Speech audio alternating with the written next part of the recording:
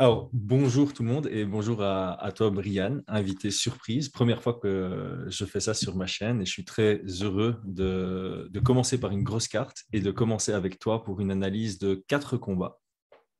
Ouais, mais merci en tout cas pour l'invitation et bonjour à tous et très heureux de pouvoir participer à ça, à cette vidéo, quoi. Alors, bon, le but, c'est vraiment d'analyser l'UFC 267, donc on va vite se plonger dedans. Juste pour ceux qui ne te connaissent pas, Brian Boulan, combattant professionnel, qui a 6, 7 combats au Cage Warriors. Euh, ouais, je sais plus. Beaucoup, beaucoup. Ouais, On va dire ça pas beaucoup. mal. Ancien challenger au titre, notamment du Cage Warriors. Malheureusement, perdu contre Ilia Topuria, Ouais, ouais, ouais. qui n'est pas n'importe qui. Non, non, Ok, non, du bon, tout, du tout. Gros, gros nom. on se plonge directement. On a prévu d'analyser 4 combats qui vraisemblablement sont les 4 combats qui intéressent le plus le public. Donc, on a les deux grosses hypes du moment dont tout le monde parle absolument, Shimaev et Makachev, qui rencontrent respectablement Li Jingliang et Dan Hooker, donc des beaux challenges, leurs plus gros challenges de leur carrière qui arrivent ce week-end. Et puis, on passera au combat, je pense, on est tous les deux d'accord là-dessus, le plus intéressant du week-end. Cory Sandhagen contre Piotr Jan pour la ceinture intérim. Euh, enfin, du champion Aljamain Sterling. Et Mhm. on clôturera sur le main event entre deux gros vétérans du sport, Ouais. Glover Teixeira qui challenge la ceinture de Jan Blachowicz. Donc, on ne va pas confondre, hein. Il y a deux Jan sur la carte. Il y en a un, c'est son nom de famille. Il y en a un, c'est son prénom. Ok, Ouais. on va se lancer directement et j'aime bien commencer par ce combat parce que si je me souviens bien, sur ton Discord, tu avais fait une analyse en long et en large de Chimaev quand il était prévu contre Leon Edwards. Donc, si je ne me trompe pas, tu as une assez bonne connaissance non seulement de son parcours à l'UFC, qui au final est assez facile à décrire, mais tu avais aussi Ouais. observé quelques-uns de ses combats avant de débarquer à l'UFC. Mhm, Et il mhm. rencontre Jingliang qui est à l'UFC depuis un Pas petit mal de temps temps. Ouais, et ouais. qui a déjà affronté pas mal de beaux noms. Il a une victoire récente là contre Santiago Ponzinibbio qui était vraiment Mhm. impressionnante, même si c'est pas du tout le même style évidemment que Shimaev. Donc on va commencer tout simplement. Quel est ton read général sur ce combat? Alors, mon read général sur ce combat, donc déjà, je suis plutôt très heureux que l'UFC ait organisé ce type de combat qui va nous permettre réellement d'évaluer le niveau actuel de Khamzat Chimaev, car malgré le fait qu'il ait eu une opposition euh, de remplacement, etc., où on pourrait dire presque une faible opposition avec des combattants qui étaient peu préparés, je pense qu'il fait peur dans la catégorie et qu'il a clairement les capacités, les compétences de gravir très haut les échelons, quoi. Ouais. Donc là, c'est un combat qui est intéressant parce que c'est pas non plus un combat qui me semble inatteignable du tout pour Khamzat Chimaev. Donc ils lui ont trouvé un profil, un vrai combattant, très expérimenté, beaucoup d'expérience. Donc, ils attendent que Khamzat Chimaev arrive bien préparé avec un bon game plan, parce que sinon, ça va aller droit dans le mur. Mais que normalement, s'il fait son taf de ce qu'on attend de lui, ça devrait, en tout cas, moi, c'est mon premier read, ça devrait passer relativement simplement, on va dire. Oui, ben, c'est à peu près mon read aussi. Et quand on regarde Jingliang, il est très durable, donc j'aime bien ça parce que ça va permettre de vraiment tester Shimaev probablement sur le long terme. Je veux dire, Li Jingliang, il s'est fait finaliser qu'une seule fois par soumission et ça remonte, si je regarde les stats, à son 14e combat professionnel, qui était son 4e combat à l'UFC, c'était en 2015. Il se fait soumettre dans le 3e round. Et depuis, il a quand même affronté des sacrés noms. On voit notamment Mhm. Eliseu Zaleski de Santos qui combat contre Benoît Saint-Denis. Comme je le disais, Ponzinibbio. On a eu un combat en 3 rounds contre Neil Magny. Jake Matthews aussi. Euh, Contre le c'est un bon français, test parce qu'il est très durable. Il a une vraie ténacité, il est difficile à finaliser, il reste dans ses combats, il a une vraie expérience aussi. Maintenant, je pense que ça reste un match-up favorable parce que quand on regarde là où le bas blesse le plus, je trouve, chez lui, c'est la takedown defense. Exactement, ouais, ouais, tout à fait. Et autant on a vu un Khamzat Chimaev, je trouve, relativement impressionnant dans son dernier combat contre Gerald Meerschaert. Je suis belge, je devrais savoir prononcer ça correctement. Meerschaert, voilà. Merci, Kurt. Il a eu de très bons déplacements en anglaise. Il a bien cadrer son adversaire et à sa première frappe, il touche, il l'envoie au tapis avec un one punch knockout power. Donc on sent quand même qu'il y a une réelle menace chez Khamzat Chimaev parce qu'il semble très complet, au-delà du fait que quand il est arrivé, on le considérait plutôt comme un lutteur. Il a montré qu'il avait une réelle capacité debout. Alors Gérald Merscart, c'est pas Li Jingliang non plus debout. Mais Tout à je pense fait. que là, c'est dans son intérêt de plutôt chercher à lutter. En tout cas, si on part du principe que il est là pour sa jouer stratégique et pas pour prouver un point. Je pense qu'il pourrait tenir debout, mais il prendrait des risques contre Jing Liang à rester debout. Mm. Mais je pense que de toute façon, oui, clairement, debout, il a montré qu'il pouvait frapper fort. C'est pas son premier KO qu'il obtient. Je pense qu'il en avait obtenu un avant d'arriver à l'UFC aussi, contre du très bon niveau. Il en a Et trois, enfin deux TKO et un KO avant d'arriver à l'UFC, notamment un KO contre Ikram Alikserov, qui est effectivement un solide client, hein. 11 mm, victoires, mm, une mm. défaite, et la seule défaite étant justement contre Khamzat Chimaev. Ouais, voilà. Donc c'est un gros intérêt pour lui d'avoir ce danger debout pour pouvoir après rentrer en lutte. Donc je, je, je pense, enfin moi, je le vois partir, donc menacer Li Jingliang en boxe, striking, mais rapidement descendre dans les jambes et faire un gros travail de pression, de riding, etc. Et puis, ouais, peut-être. Alors, est-ce que ça va être une décision? Comme tu dis, il est très durable, mais ouais, on pourrait avoir un finish aussi, je pense, tu vois, Moi, je me dirige effectivement vers avec un Li un Jingliang. finish, hein. Ouais, je pense aussi plus peut-être deuxième, troisième, mais Ouais, parce qu'on a quand même un combattant en Shimaev qui reste à la recherche constante d'un finish au sol. Il a un style mm, qui est pas mm, mm. là. Il a un excellent contrôle, c'est sûr, mais il n'est pas là pour juste contrôler. Il est là pour chaque fois avancer de position, chercher les frappes. On l'a vu notamment contre les deux, enfin le Gallois et l'Anglais, John Phillips. C'est John Phillips? Non, son début à Ouais, l'UFC. Oui, John Phillips et Rhys Maki qui maintenant est retourné mm, au mm, Cage mm. Warriors. Ouais. C'est pas des gros noms de l'UFC. Mais ce qu'il leur a fait est vraiment impressionnant. Il a 3 combats à l'UFC. Khamzat, il a encaissé 4 coups au total. C'est Ouais. assez impressionnant. Je pense que le seul qui a fait ça, c'est Demian Maia, qui, sur 3 combats d'affilée, avait encaissé que 5 frappes. Donc, je pense qu'il bat son record. C'est assez impressionnant. Et donc, on ressent aussi que au final, il a une pression telle que son adversaire est juste en train de survivre. C'est surtout ça qu'on ressent dans ces combats. Oui, tout à fait, tout à fait. Et donc c'est pour ça qu'on peut s'attendre à voir. Voilà, c'est pour ça que je pense qu'il est monté aussi rapidement dans le classement, qu'on a une différence de niveau comme ça avec le bas du classement aussi visible.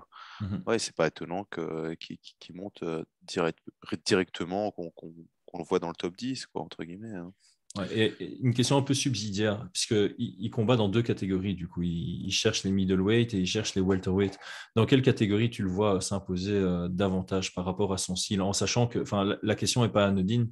Je crois que tout le monde sera d'accord pour dire que welterweight est quand même plus talentueux que middleweight. Si on compare le numéro 10 et le numéro 10, voilà, Mhm.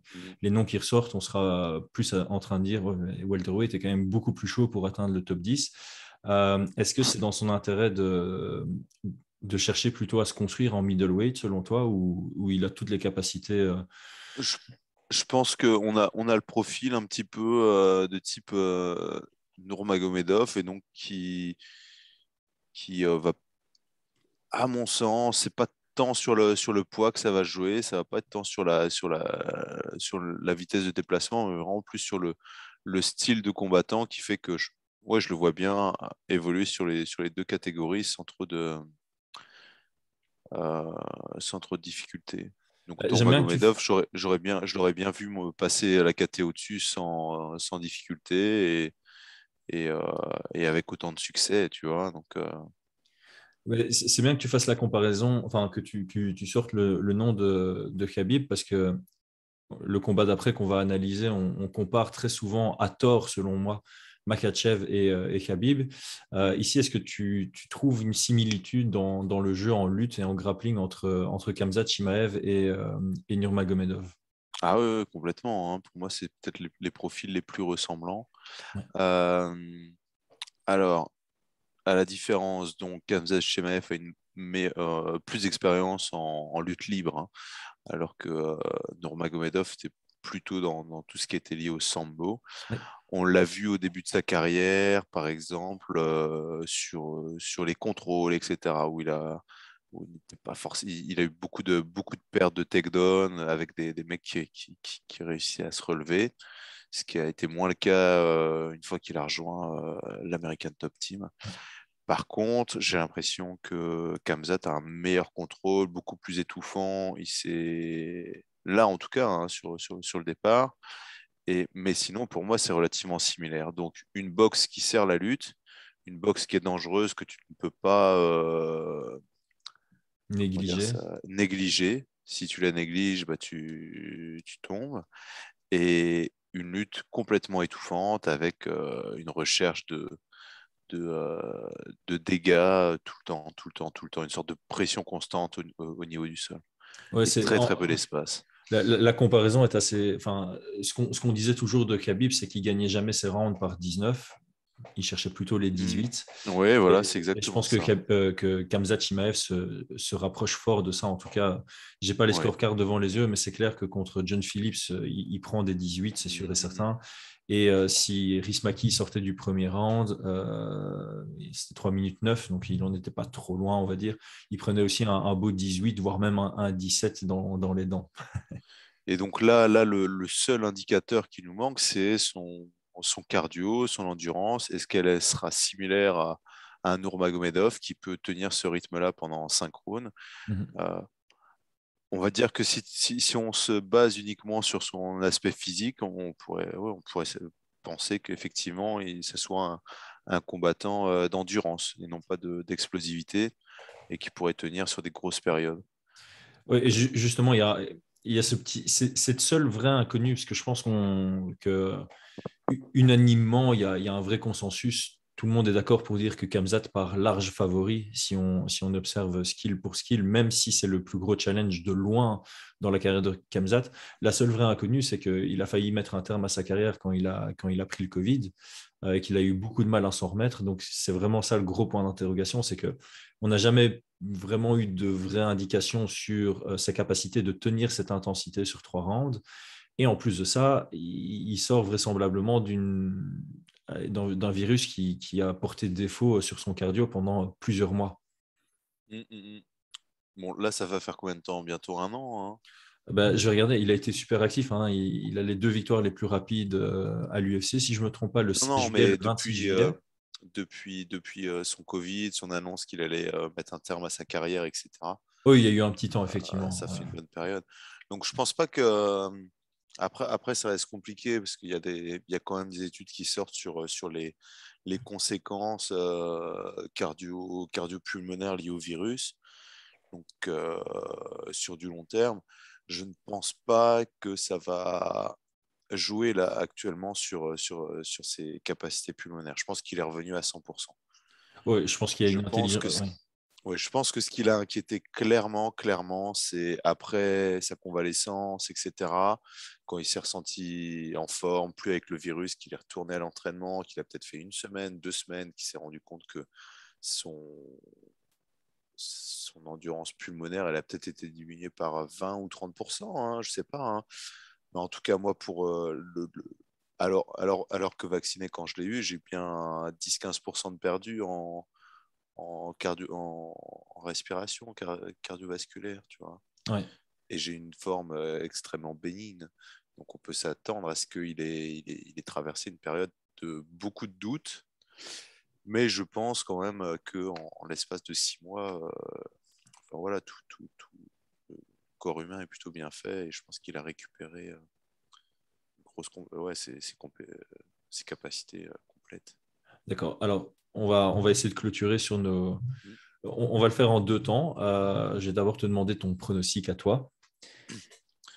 Pronostic, pour moi, je le vois favori. Je le vois emporter ce combat de manière soit une décision avec contrôle au sol, des frappes, etc.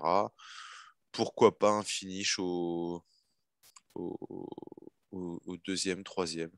Hmm. Mais voilà, ce sera soit l'un, soit l'autre, je pense. Et puis bah, avec la possibilité quand même d'une petite surprise, d'une baisse de cardio au deuxième et d'un retour de Jing Liang,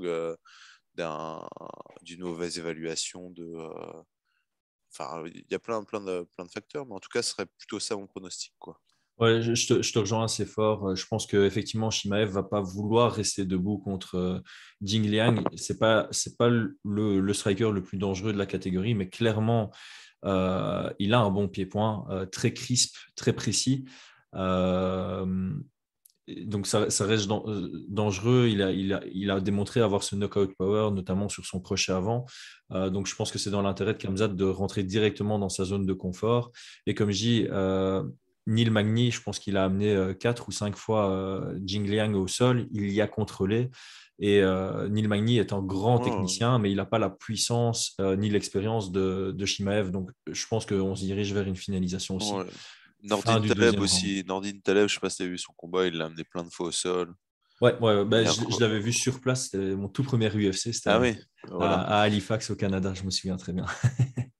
Et je pense en plus qu'il n'aura pas de pression à devoir boxer debout ou quoi que ce soit. Je pense que là, il a un combat où l'UFC lui dit clairement, mets-le au sol, va le taper, etc. Nous, on veut que tu gagnes. Donc, il va pas vouloir se mesurer ou devoir prouver qu'il est aussi bon debout qu'au sol, tu vois. Ouais, Donc, ouais, je pense que ça ira par là. parfait. Et ben, toute dernière question, du coup, est-ce que les codes de Paris te semblent normales? Alors, pour les codes de Paris, Je vais il y a regarder. plein de sites différents. Ben, je suis sur le site de l'UFC. Je ne pense pas que ce soit le meilleur site de référence, bizarrement, pour ça, mais on annonce Khamzat Chimaev à moins 590 et Li Jingliang, qui est 11e de la catégorie, 11e contender, à plus 425. Donc, gros favori et gros underdog. Ouais, ça m'étonne pas, ça m'étonne pas, hein. Il y a deux éléments. Le premier, c'est effectivement, bah, comme on a vu sur le plan de l'analyse, où on voit quand même, on est tous les deux d'accord pour voir Kamzat. Et puis, bah, tu as la hype aussi qui fait que tu as beaucoup de ces fans qui vont parier sur Kamzat Chimaev. Donc, ça fait monter beaucoup plus sa cote de pari. Ouais. Donc, non, à la base, j'aurais donné un 3 contre 1. Là, on est quasi sur 6 contre 1 et ça m'étonne pas vu la hype, quoi. Ouais, en fait, ça se trouve, j'aurais peut-être dû prendre un site où on voit à quel code ça a ouvert et puis vers où ça a évolué, parce que je te Ah oui. rejoins. Mhm. Euh, ouais, ça va être compliqué de Bon, trouver après, trois je crois que contre. c'est aussi de toute façon un peu corrigé en fonction des projections, hein. Si tu un mec que tu le mets à 3 contre 1, mais tu sais que tout le monde va vouloir parier dessus, tu le démarres à 5 contre 1, tu vois. Bien sûr. Donc, ouais, Bien sûr. Ouais, la hype rentre dans les codes de Paris de ouais, je base. pense. Ouais. Ok, eh ben, on va faire une courte pub et puis on repasse sur le combat suivant.